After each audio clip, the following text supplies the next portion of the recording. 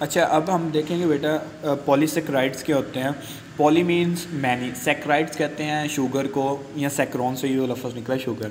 अब बहुत सारे मोनोसेक्राइड्स जब मिलते हैं तो हमारे पास पॉलीसेक्राइड बनता है। ये पॉलीमर होते हैं बेसिकली, कि बहुत सारे मोनोमर्स मिलते हैं, मोनोसेक्राइड्स जो कि मोनोमर का काम करते हैं, वो कंबाइन करते हैं और हमारे पास पॉलीसेक्राइड्स बन जाते हैं।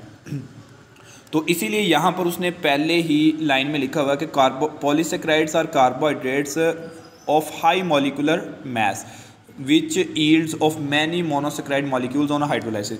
यानी कि इसमें बहुत सारे जब मोनोसेक्राइड्स मिलते हैं तो इसका हाई मॉलिक्यूलर मास बन जाता है। तो मॉलिक्यूलर मास ज़्यादा हो जाएगा, ज़्यादा मोनोसेक्राइड्स मिले हैं तो जाहिर बात उसका मॉलिक्यूलर वेट भी ज़्यादा होगा।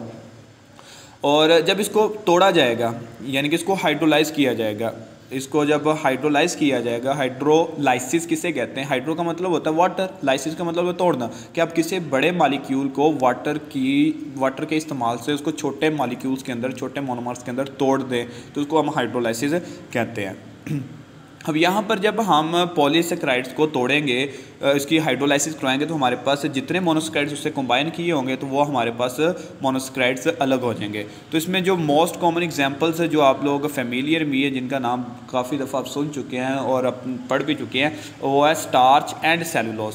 स्टार्च और सेलुलोज इम्पोर्टेंट और कॉमन जो है वो हमारे पास पॉलीसेक्राइड्स हैं।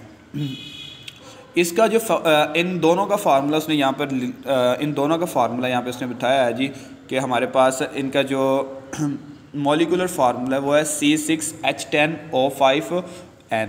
ये इसका बेसिकली ये उसका रिपीटिंग यूनिट में हमारे पास आता है। साथ में उसने छोटा सा n भी लिखा हुआ है कि ये बहुत सारे हमारे पास इस तरह के कंबाइन करेंगे और ये हमारे ये जो C6H5O10 ये एक रिपीटिंग यूनिट होता है जो पॉलीमर में बार बार यूज़ होता है और वो एक कॉन्टीन्यूस चेन या एक पूरा मॉलिक्यूल जिससे बनता है। तो ये रिपीटिंग यूनिट का उसने मॉलिक्यूलर फार्मूला बताया कि ये C6H10O5 है।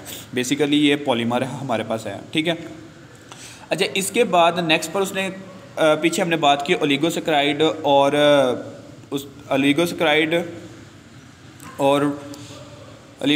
के साथ हमने किसका जिक्र किया था जी? मोनोसेक्राइड्स का। और लिगोसेक्राइड्स और मोनोसेक्राइड्स जो है वो क्रिस्टलाइन सॉलिड्स हैं, लेकिन ये जो है ये हमारे पास पॉलीसेक्राइड्स जो है ये अमॉर्फस सॉलिड्स हैं। अमॉर्फस सॉलिड्स हैं और ये वाटर में सॉल्युबल नहीं होता। जबकि हमने बात की थी मोनोसेक्राइड्स और लिगोसेक्राइड्स में, हमने कहा था कि दोनों वाटर सॉल्युबल हैं लेकिन ये वाटर सॉल्युबल नहीं होते हैं, ठीक है।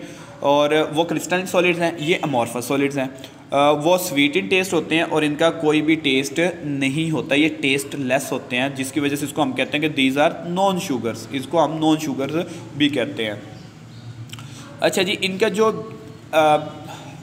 इनका फंक्शंस हैं, जो प्रिंसिपल फंक्शंस जो है एनिमल्स में और प्लांट्स में, जो दो प्रिंसिपल फंक्शंस हैं। पहला फंक्शन उसने बताया जी ये एनर्जी स्टोरेज का काम करते हैं। एनर्जी स्टोरेज प्लांट्स अगर हम बात करें, यहाँ पर उसने लिखा जी they are energy storage compounds for building structural elements of cell. तो ये बिल्डिंग स्टोरेज का काम करते हैं। जिस तरह सेलुलोज की बात कर रहे हैं तो सेलुलोज आपको तो आइडिया है ये है कि प्लांट की सेल वॉल के अंदर सेलुलोज ही तो होता है केमिकल, ठीक है, वो पॉलीसेक्राइड बनाते हैं। उसके बाद स्टार्च की अगर हम बात कर लें, ग्लाइको, जिस तरह हम अक्सर कहते हैं जी ग्लाइको प्रोटीन या ग्लाइकोलिपिड्स मेम्ब्रेन में जो है, ठीक है, मेम्ब्रेन जो है उसमें ग्लाइको कार्बोहाइड्रेट्स भी स्मॉल क्वांटिटी में मौजूद होती है अलॉन्ग विद प्रोटीन्स और लिपिड्स, ठीक है, in the form of glyco protein and glycolipids. तो वो कार्बोहाइड्रेट्स उस फॉर्म में भी हमारे पास मिल जाती है जी।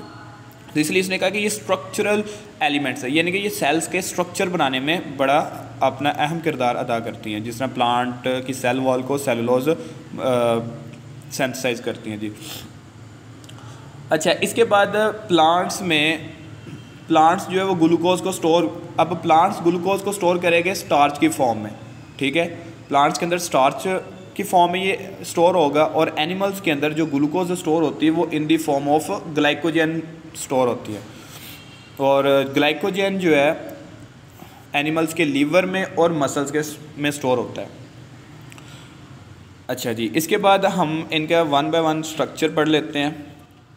स्टार्च जो है, स्टार्च हमारा जो है मेन सोर्स है डाइट का। ह्यूमन डाइट के जो मेन सोर्स कार्बोहाइड्रेट में है वो स्टार्च। हम ज़्यादातर स्टार्च यूज़ करते हैं। स्टार्च जिस तरह किस किस फॉर्म में हम इसको स्टार्च का इस्तेमाल कर सकते हैं जी। स्टार्च हम वीट की फॉर्म में भी इस्तेमाल करते हैं, राइस की फॉर्म में इस्तेमाल कर रहे हैं, मेज़ की फॉर्म में इस्तेमाल करते हैं, पोटैटोज़ है, बार्ले, एक्सेट्रा और बेशुमार हमारे पास प्लांट्स जो हम यूज़ करते हैं as for the purpose of our diet या फूड के तौर पर जिसको हम इस्तेमाल करते हैं, उनमें से चंद का यहाँ पे जिक्र किया हुआ है कि इनमें मेजर कंटेंट जो होता है ना वो हमारे पास स्टार्च होता है, तो इसको हम as a food as a diet जो है वो यूज़ करते हैं। अब पॉलीमर है, स्टार्च पॉलीमर है, तो जब ये पॉलीमर है तो इसका जो मोनोमर वो याद रखना है जी आपने, अल्फ़ा डी ग्लूकोज है। जस्ट ये अल्फ़ा डी ग्लूकोज से मिलकर, यानी कि अल्फ़ा डी ग्लूकोज की जो कंडेंसेशन होती है, पॉलीमराइजेशन होती है और वो हमारे पास एक पॉलीमर स्टार्च बन जाता है। अब इसके बाद यहाँ पे लिखा है कि स्टार्च प्योर कंपाउंड नहीं है बल्कि ये मिक्सचर है, दो पॉलीसेक्राइड्स का मिक्सचर होता है। एक इसमें अमाइलोज होती है, स्टार्च के अंदर दो पॉलीसेक्राइड होते हैं, याद रखिएगा इनके नाम भी एमसीक्यूज़ में बड़े इंपॉर्टेंट है। अमाइलोज और अमाइलोपेक्टिन, ये दो होते हैं, अमाइलोज और अमाइलोपेक्टिन। अब अमाइलोज जो होते हैं ना, इसकी प्रॉपर्टी ये है कि ये वाटर सॉल्युबल होता है, ये वाटर में सॉल्युबल हो जाता है और ये डीप ब्लू कलर देगा जब इनको आयोडीन के साथ रिएक्ट करवाएंगे। आयोडीन, अगर अमाइलोज के सोल्यूशन में आप आयोडीन के चंद ड्रॉप्स ऐड कर देंगे तो उसका कलर जो होगा वो हमारे पास ब्लू कलर होगा, उसका कलर हमारे पास ब्लू हो जाएगा। लेकिन अमाइलोपेक्टिन की अगर हम बात करें तो अमाइलोपेक्टिन ना तो ये वाटर में सॉल्युबल होता है, ठीक है, और ना ही ये कोई कलर भी देगा। ये अमाइलोपेक्टिन है, ना ये वाटर सॉल्युबल है और ना ही ये कोई कलर देगा। अच्छा, और जो नेचुरल स्टार्च है, नेचुरल स्टार्च में जो नेचुरली हमारे पास पाई जाती है उसमें 10 to 20% अमाइलोस होती है और 80 to 90% जो है वो हमारे पास अमाइलोपेक्टिन मौजूद होता है। और इसको किस लिए इस्तेमाल किया जाता है, स्टार्च का कहाँ पर इस्तेमाल किया जाता है? कहते हैं it is use in coating and sizing of paper two improve writing qualities. Starch को हम कहाँ पर इस्तेमाल कर रहे हैं जी? उसने कहा है कि ये पेपर की कोटिंग के लिए और पेपर की साइजिंग के लिए हम इस्तेमाल करते हैं ताकि उसकी राइटिंग, जो अच्छी क्वालिटी वाला जो पेपर होता है वो बनाने के लिए हम स्टार्च का इस्तेमाल करते हैं। इसके अलावा इसको हम लॉन्ड्रिंग में भी इस्तेमाल करते हैं, लॉन्ड्रिंग में, और इसके अलावा ग्लूकोज़ की मैन्युफैक्चरिंग। ग्लूकोज़ को कैसे मैन्युफैक्चर करना है, हमने ऊपर पढ़ा है कि जो स्टार्च है ये हमारे पास अल्फ़ा डी ग्लूकोज का पॉलीमर है, यानी कि जब आपके पास बना ही ये अल्फ़ा डी ग्लूकोज से है, ग्लूकोज से मिलकर बना है, तो जब इसको आप हाइड्रोलाइज करोगे, जब इसको तोड़ोगे तो उससे आपके पास क्या मिलेगी? ग्लूकोज मिल जाएगी, ठीक है। ग्लूकोज के साथ यहाँ पर आगे लिखा इथाइल अल्कोहल।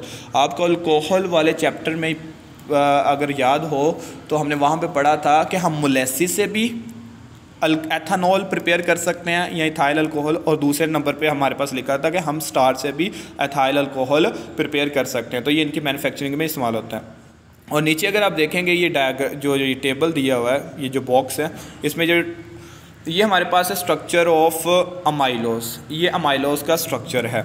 और इसमें जो लिंकेजेस हैं वो भी आपने याद रखनी है कि अमाइलोस के अंदर जो लिंकेजेस होती हैं वो हमारे पास 1,4 होती हैं, यानी कि ये अल्फ़ा डी ग्लूकोज, एक ये अल्फ़ा डी ग्लूकोज है, दूसरा अल्फ़ा डी ग्लूकोज ये है।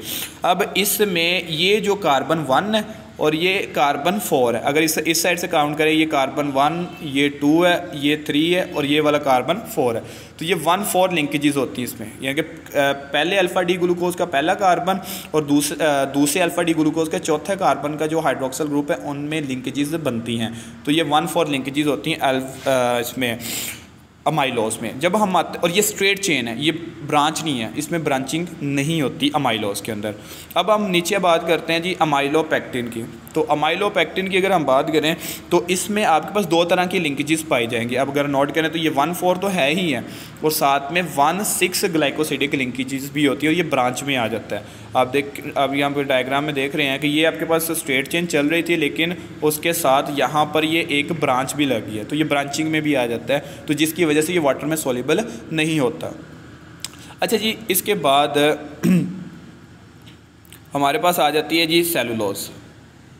हम सेलुलोज की बात करें तो सेलुलोज जो है हमारे पास अबंडेंट पॉलीसेक्राइड है, ये भी हमारे पास स्ट्रक्चरल अबंडेंट पॉलीसेक्राइड है। स्ट्रक्चरल और अबंडेंट इसलिए क्योंकि ये प्लांट का मेजर कंटेंट है, प्लांट के सेल वॉल में आपको मिलता ही सेलुलोज है, ठीक है।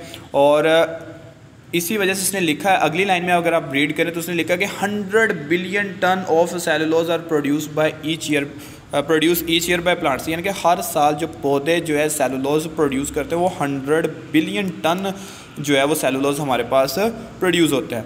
और इसमें एग्जांपल दी थी, जो कॉटन हम यूज़ करते हैं, जो रुई होती है, वो 99% प्योर सेलुलोज होती है हमारे पास कॉटन जो है। अच्छा, इसके बाद वुडी पार्ट्स जो है, वुडी पार्ट्स में भी 50% सेलुलोज मौजूद होता है। और यहाँ पे एक डिफरेंस आ गया स्टार्च और सेलुलोज में, कि स्टार्च अल्फा डी ग्लूकोज का पॉलीमर था और ये हमारे पास जो है ये बीटा डी ग्लूकोज का पॉलीमर है। अगर आप यहाँ पे देख रहे हैं तो यहाँ इस लाइन पे जो मैंने सर्कल किया इसमें लिखा हुआ है it is a polymer of beta D glucose. ये बीटा डी ग्लूकोज से मिलकर बनता है।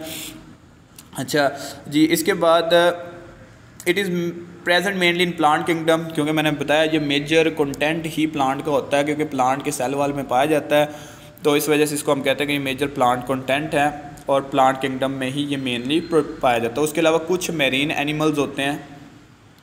और इसके अलावा यहाँ पे अगली लाइन में से लेके इट इज़ अनब्रांच पॉलीमर। और जब हमने स्टार्च में बात की तो हमने कहा स्टार्च में दो चीज़ें आ जाती है, अमाइलोज भी आता है और अमाइलोपेक्टिन है। अमाइलोज वहाँ पर अनब्रांच्ड होता है और जो दूसरा हमारे पास अमाइलोपेक्टिन वो ब्रांच में आता है। तो ये सेलुलोज जो है ये अनब्रांच्ड होती हैं, तो ये हमारे पास अनब्रांच्ड होते हैं। और इसके अलावा उसने लिखा है जी हमारे पास इसमें कितने ग्लूकोज से रेजिड्यूज़ हो सकते हैं, 2500 हमारे पास अप टू 2500 जो है ग्लूकोज रेजिड्यूज़ ज्वाइन करते हैं।